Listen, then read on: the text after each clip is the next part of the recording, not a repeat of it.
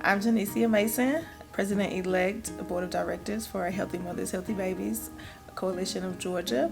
I came to Healthy Mothers, Healthy Babies of Georgia in anticipation of trying to find something to get involved with, because my husband and I, we lost our first son in 2016 due to me not being healthy, and I didn't have a way to have an outlet to be a mom. And so I said, I've got to do something. I want to feel like I'm doing something for my son. And so Healthy Mothers, Healthy Babies is my football, it's my soccer, it's my gymnastics, it's my whatever he have wanted to have been in. It's my I'm that mom. And so it's my baby, it's my passion, it's my purpose. And through HMHB, I can feel like I'm doing something for my son and also for other mothers and fathers, so that they don't have to go through what my husband and I went through as well, losing a child.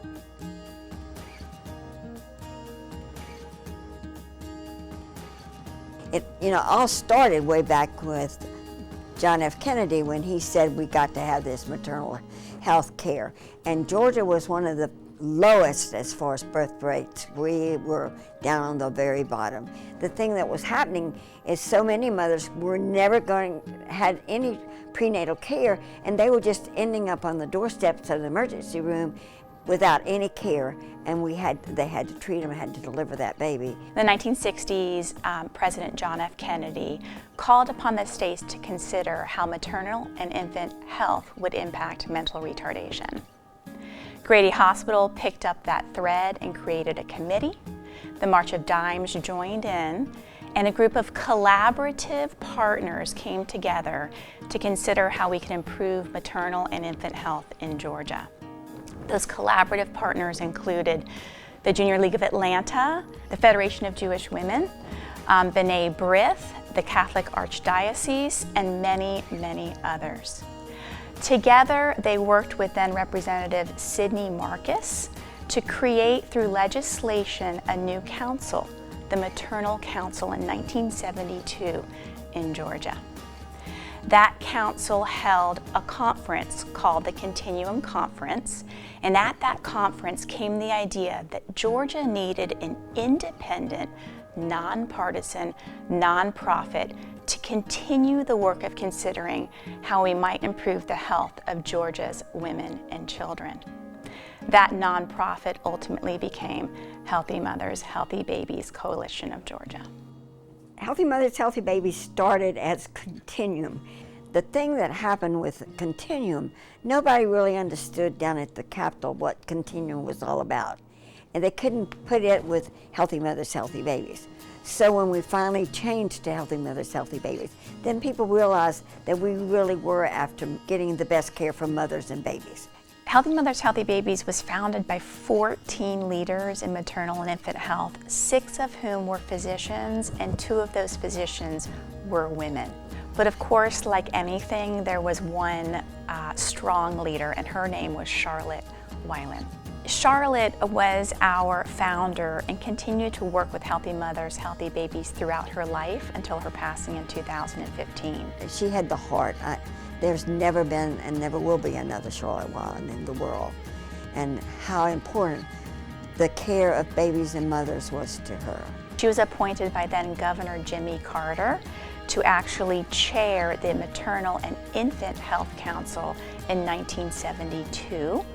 She also became one of the founding board members and a volunteer executive director for Healthy Mothers, Healthy Babies when it was formed in 1974. She did many, many other things throughout her long career in Georgia, but I would have to say that starting Healthy Mothers, Healthy Babies, I know she counted as one of her prized accomplishments in the nonprofit arena. Healthy Mothers, Healthy Babies cares about ensuring health care for our women in rural communities as well as in metropolitan communities. When you consider that in 67 of our counties, women don't have access to a pediatrician, and in over 80 counties, they don't have access to an OBGYN. How do you find care if you're a pregnant mom living in one of those counties? Then after you give birth, who's providing care to your child?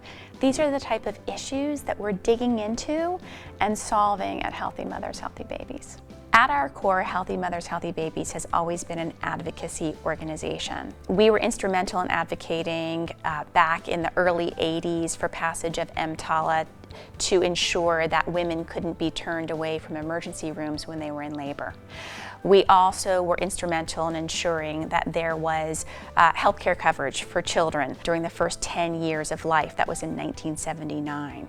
We also advocated in the 80s to prevent drive-through deliveries so that women could stay in the hospital and ensure that they got the health care and that their babies got the health care they needed right after birth. We also, in the last between 2012 and 2016, were the lead advocates to ensure greater access to breastfeeding care for moms and babies in Georgia, and were instrumental in passing a law ensuring that moms have access to clinicians to help them with successful breastfeeding. We also have had various programs that provide direct service to moms and babies in Georgia. We have run since the 1980s a referral service. In the beginning it was called the Power Line. It was only a telephone referral service for moms who didn't know where to turn for care. We refer them to free or reduced cost healthcare providers. We help them enroll in Medicaid or in WIC. That service continues today. It's a little more sophisticated. You can still call in, but also we have online referrals as well.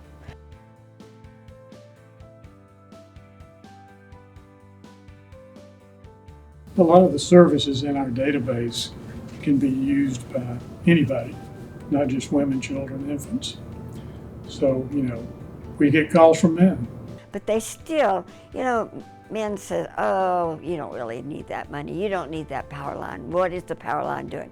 Then we started showing them the number of phone calls that we got every year from people all over the state that really needed care and couldn't find care. That's when we really started having results, because when they would call down and they said, we have all these pregnant women who can't get into care, we've got to do something about it. We also provide prenatal classes in care. In the 1990s, we had a service called Pre-Care, which was a program that was funded through state resources, where women, if they achieve certain milestones in obtaining prenatal care, they would receive things like diapers or a breast pump or coupons to get a discount on a stroller. I remember that we were advertising in laundromats. We've advertised in bus shelters. And you name it, we've done it to get the word out. The mission of Healthy Mothers, Healthy Babies, certainly it's grown, but I would say that our mission has remained true since 1972 to today, which is really about improving access to care for Georgia's women, children, and families, again with particular emphasis on that prenatal to immediate postnatal period in a woman's life.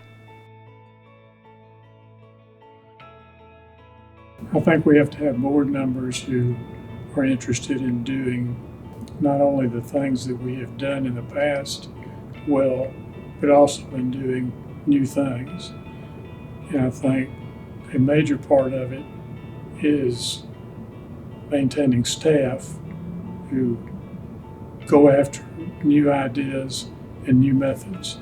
And I think we have that now. Nonprofit survival is a challenge year to year.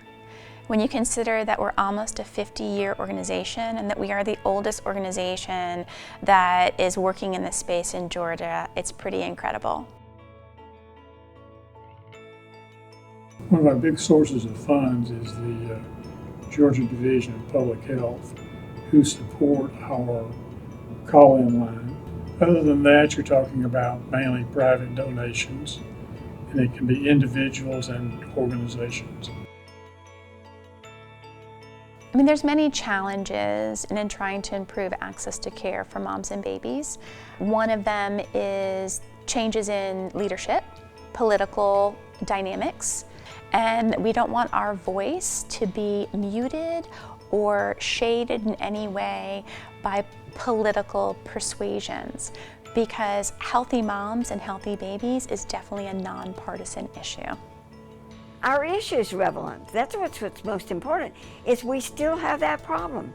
We still have mothers that are not getting into care. We still have babies that are born and they need the neonatal nursery. And then we have less and less hospitals all over, especially South Georgia. We have less and less people that are actually doing what we need them to do to birth babies. We've got a number of rural hospitals which have closed, anywhere from 7 to 8 in the last 10 years. And it would be lovely if we could use technology to reach a lot of those moms and babies in terms of basic prenatal education. But in many areas in Georgia, we don't even have access to the internet. So rural broadband is pretty important in terms of access to telemedicine opportunities, which are coming in the future for Georgia.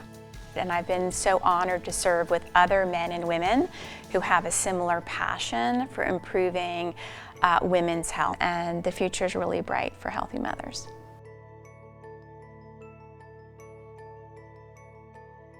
Now I have a bouncing 2-year-old who is premature, but he is just as healthy as he wants to be, and he keeps me going.